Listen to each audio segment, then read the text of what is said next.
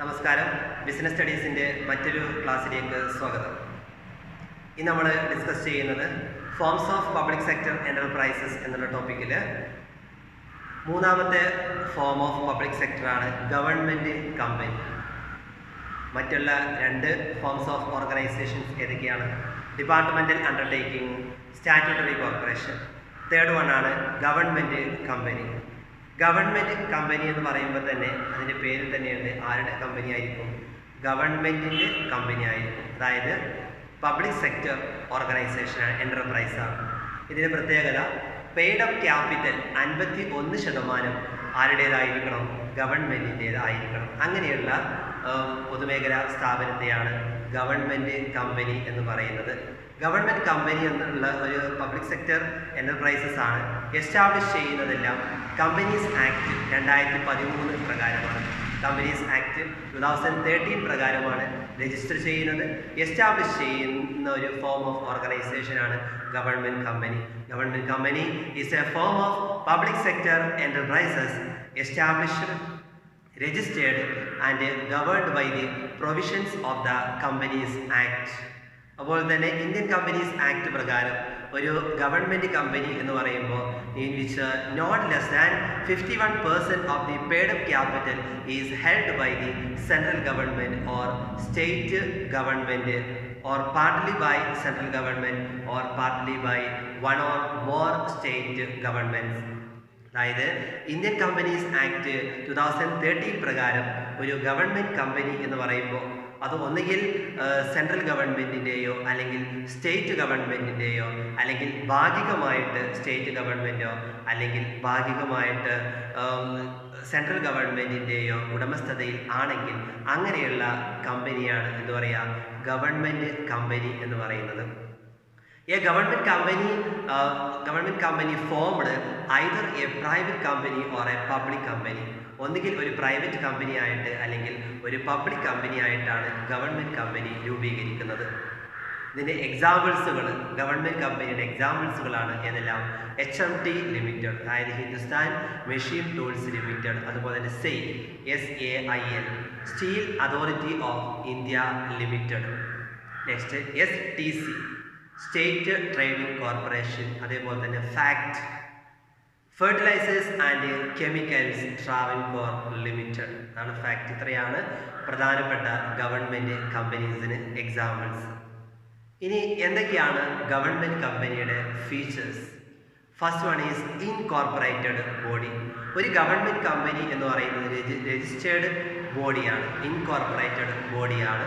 അതായത് Indian companies act പ്രകാരം 2013 പ്രകാരമാണ് ഏത് രജിസ്റ്റർ ചെയ്യുന്നത്? ഗവൺമെൻറ് കമ്പനി ക്രിയേറ്റ് ചെയ്യുന്നത്. അതുകൊണ്ട് ഒരു ഇൻകോർപ്പറേറ്റഡ് ബോഡിയാണ്. സെക്കൻഡ് ഫീച്ചറാണ് സെപ്പറേറ്റ് ലീഗൽ എൻറ്റിറ്റി. രജിസ്ട്രേഷന് ശേഷം അതിൻ്റെ മെമ്പേഴ്സിൽ നിന്ന് ഒരു ലീഗൽ ഐഡൻറ്റിറ്റി ഗവൺമെൻറ് കമ്പനിക്ക് കിട്ടുന്നുണ്ട്.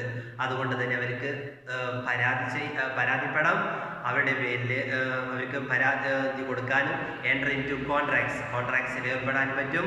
അതുപോലെ തന്നെ അവരുടെ പേര് വെച്ചുകൊണ്ട് അവർക്ക് ബിസിനസ് നടത്താനും പറ്റും. ഗവൺമെൻറ് കമ്പനി മറ്റൊരു പ്രത്യേകതയാണ് separate legal entity. Next one is management. Government കമ്പനിയുടെ മറ്റൊരു പ്രത്യേകതയാണ് മാനേജ്മെൻറ്റ് എന്ന് പറയുന്നത് regulated by the provisions of the companies act. Companies ആക്ടിലെ പ്രൊവിഷൻസ് ആയിരിക്കും ഇങ്ങനെയുള്ള ഗവൺമെൻറ് കമ്പനിയെ മാനേജ് ചെയ്യുന്നത്. നെക്സ്റ്റ് ഫീച്ചറാണ് memorandum of and articles of association. ഇതിൻ്റെ memorandum and articles of association എന്ന് പറയുന്നത് കമ്പനിയുടെ ഏറ്റവും പ്രധാനപ്പെട്ട ഒരു ഡോക്യുമെൻ്റാണ്. കമ്പനിയുടെ ഒബ്ജക്ട്സുകൾ, റൂൾസ് ആൻഡ് റെഗുലേഷൻസ് ഇതെല്ലാമാണ് ഈ ഡോക്യുമെൻറ്റിൽ അടങ്ങിയിട്ടുള്ളത്. നെക്സ്റ്റ് ഫീച്ചറാണ് accounting and audit procedure. Government കമ്പനീസുകളെല്ലാം തന്നെ അക്കൗണ്ടിങ് ആൻഡ് ഓഡിറ്റ് റൂൾസുകൾ ഈ ഒരു ആക്ട് പ്രകാരം ഇതിൻ്റെ പ്രൊസീജിയേഴ്സ് എല്ലാം നടക്കുക. അതുകൊണ്ട് തന്നെ government companies accounting and audit procedure exempted ആയിരിക്കും, ഒഴിവായിരിക്കും. നെക്സ്റ്റ് വൺ ആണ് ഫണ്ട്സ്. ഗവൺമെൻറ് കമ്പനി ഇവർക്കുള്ള ഫണ്ടുകൾ കിട്ടുന്നത് ഗവൺമെൻറ് ഷെയർ ഹോൾഡിങ്സിൽ അതുപോലെ തന്നെ മറ്റുള്ള പ്രൈവറ്റ് ഷെയർ ഹോൾഡേഴ്സിൽ നിന്നാണ്. സ്വകാര്യ ഷെയർ ഹോൾഡേഴ്സിൻ്റെ കയ്യിൽ നിന്നും ഗവൺമെൻറ് ഷെയർ ഹോൾഡേഴ്സിൽ നിന്നാണ് ഇവർ എന്ത് ചെയ്യുന്നത് ഫണ്ടുകൾ നേടിയെടുക്കുന്നത്. ഇത്രയാണ് പ്രധാനപ്പെട്ട ഗവൺമെൻറ് കമ്പനിയുടെ features. Incorporated body, separate legal entity, management, memorandum and articles of association, accounting and audit procedure, and last one funds. Next one ആണ് merits of or advantages of government company. Government കമ്പനിയുടെ ഗുണങ്ങൾ എന്തൊക്കെയാണ്? ഒന്നാമത്തത് easy formation.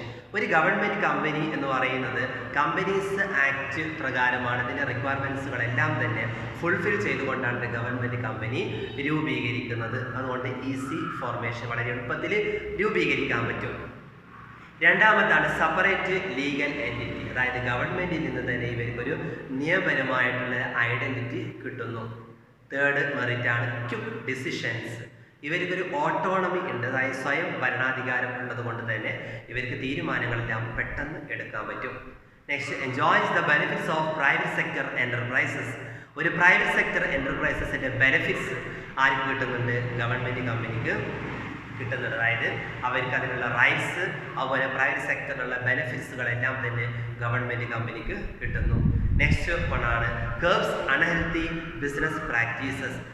അനാരോഗ്യപരമായിട്ടുള്ള business പ്രാക്ടീസസിന് കടിഞ്ഞാണിടുന്നു അല്ലെങ്കിൽ നിയന്ത്രണം ഉണ്ടായിരിക്കും. അതായത് ന്യായമായിട്ടുള്ള വിലക്ക് ഗുഡ്സ് ആൻഡ് സർവീസസുകൾ പ്രൊവൈഡ് ചെയ്യുന്നു. അതുകൊണ്ട് തന്നെ മാർക്കറ്റിൽ ഒരു കോമ്പറ്റീറ്റീവ് എഡ്ജ് ഉണ്ടാക്കിയെടുക്കാനായിട്ട് സാധിക്കും. അങ്ങനെയാവുമ്പോൾ അൺഹെൽത്തി ബിസിനസ് പ്രാക്ടീസസ് എല്ലാം തന്നെ ഒഴിവാകുന്നു. ലാസ്റ്റ് മെറിറ്റാണ് എഫിഷ്യൻറ്റ് സ്റ്റാഫ്. ഗവൺമെൻറ് കമ്പനിയിൽ അവരെന്ത് ചെയ്യുന്നു? അവരുടേതായിട്ടുള്ള റൂൾസും റെഗുലേഷൻസുകളുമാണ് അവർ ഫ്രെയിം ചെയ്യുന്നത്. അതുകൊണ്ട് തന്നെ എന്ത് ചെയ്യുന്നുണ്ട്? അവർ പ്രൊഫഷണൽസിനെ എല്ലാം അപ്പോയിൻറ്റ് ചെയ്യുന്നു. അതുകൊണ്ട് നല്ല സർവീസ് കണ്ടീഷൻസ് ഒരു ഗവൺമെൻറ് കമ്പനിയിൽ കിട്ടുന്നു. ഇത്രയാണ് ഗവൺമെൻറ് കമ്പനിയുടെ മെറിറ്റ്സുകൾ. അതൊക്കെ ഒന്നാമത് പറഞ്ഞത് easy formation, second one separate legal entity, third one quick decisions, enjoys the benefits of private sector enterprises, fifth point curbs unhealthy practices, last point efficient staff. ഇനി എന്തൊക്കെയാണ് ഒരു ഗവൺമെൻറ് കമ്പനിയുടെ പോരായ്മകൾ, demerits or limitations of government company? ഒന്നാമത് autonomy not reality. സ്വയം ഭരണാധികാരം എന്നെല്ലാം പറയുകയാണെങ്കിലും അതൊന്നും എന്തല്ല യാഥാർത്ഥ്യമായിട്ട് അതൊന്നും നടക്കുന്നില്ല. ഗവൺമെൻറ് എന്ന് പറയുന്നത് ഒരു ഓൺലി ഷെയർ ഹോൾഡർ മാത്രമായിരിക്കും. അതുകൊണ്ട് തന്നെ കമ്പനീസിൻ്റെ പ്രൊവിഷൻസ് പ്രകാരമായിരിക്കും ഇതെല്ലാം കാര്യങ്ങളും പോകും. അതുകൊണ്ട് സ്വയം ഭരണാധികാരം എന്ന് പറയുകയാണെങ്കിൽ കൂടി അവിടെ എന്തില്ല? റിയാലിറ്റി ഉണ്ടായിരിക്കുകയില്ല. നെക്സ്റ്റ് പോയിൻ്റാണ് നോ അക്കൗണ്ടബിലിറ്റി. എന്താ? കണക്ക് ബോധിപ്പിക്കേണ്ടതില്ല. നമ്മൾ പറഞ്ഞു അക്കൗണ്ടിങ് ആൻഡ് ഓഡിറ്റിംഗ് എല്ലാം തന്നെ അവർ അതിൽ നിന്നെല്ലാം എക്സംപ്റ്റഡ് ആണ്. അപ്പോൾ അതുകൊണ്ട് നേരിട്ട് പാർലമെൻറ്റിലേക്ക് അവർ ഡയറക്റ്റ്ലി എന്തല്ല ആൻസറബിൾ അല്ല. ഷെയർ ഹോൾഡേഴ്സ് ഒന്നും ആൻസറബിൾ അല്ല. അതുകൊണ്ട് ഇവർക്കുള്ള ഫിനാൻസ് എല്ലാം തന്നെ ഗവൺമെൻറ് ആണ് കൊടുക്കുന്നത്. അപ്പോൾ അതുകൊണ്ട് ഒരു കണക്ക് ബോധിപ്പിക്കേണ്ട ആവശ്യം ഇല്ല എന്നാണ് പറയുന്നത്. നെക്സ്റ്റ് പോയിൻ്റാണ് മെയിൻ പേർപ്പസ് ഡിഫീറ്റഡ്. പ്രധാനമായിട്ടുള്ള ഉദ്ദേശത്തിൽ നിന്ന് അവർ പരാജയപ്പെടുന്നു. അതായത് ഗവൺമെൻറ് കമ്പനിയിലെ കൂടുതൽ ഷെയർ ഹോൾഡേഴ്സും എന്തായിരിക്കും? ഗവൺമെൻറ് കൺട്രോൾസ് അല്ലെങ്കിൽ മാനേജ്മെൻറ്റ് കമ്പനിയുടെ കാര്യങ്ങളെല്ലാം മാനേജ് ചെയ്യുന്നതും പ്രധാനമായിട്ടും ആരായിരിക്കും? ഷെയർ ഹോൾഡേഴ്സ് ആയിരിക്കും. അപ്പോൾ അതുകൊണ്ട് അവർ എന്ത് ചെയ്യുന്നു? കമ്പനിയുടെ പ്രധാനപ്പെട്ട ആ ഒരു പേർപ്പസിൽ നിന്ന്, ഉദ്ദേശത്തിൽ നിന്നെല്ലാം തന്നെ പരാജയപ്പെടുന്നു. നെക്സ്റ്റ് ആണ് പൊളിറ്റിക്കൽ ഇൻ്റർഫറൻസ്. രാഷ്ട്രീയമായിട്ടുള്ള ഇടപെടൽ ഉണ്ടാകും എന്നുള്ളത് ഗവൺമെൻറ് കമ്പനിയുടെ മറ്റൊരു പോരായ്മയാണ്. അതായത് പൊളിറ്റിക്കൽ ഇൻ്റർഫറൻസിന് ചാൻസസ്, അതായത് രാഷ്ട്രീയമായിട്ടുള്ള ഇടപെടലിന് ചാൻസസ് ഉണ്ട്. അത് കാരണം ഗവൺമെൻറ് അപ്പോയിൻറ്റ് ചെയ്യുന്ന വ്യക്തികൾ തന്നെയായിരിക്കും ഇതിൻ്റെ ഡയറക്ടേഴ്സ് ആയിട്ട് വരിക. അപ്പോൾ അതുകൊണ്ട് പൊളിറ്റിക്കൽ ഇൻ്റർഫറൻസ് ഉണ്ടായിരിക്കും.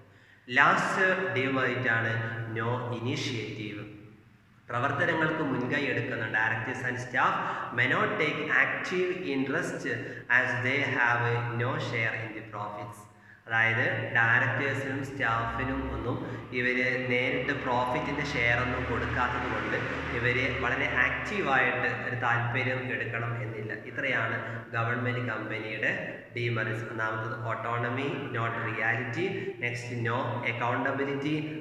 Third one main purpose defeated. Fourth one political interference. 5 no initiative. ഇത്രയാണ് ഗവൺമെൻറ്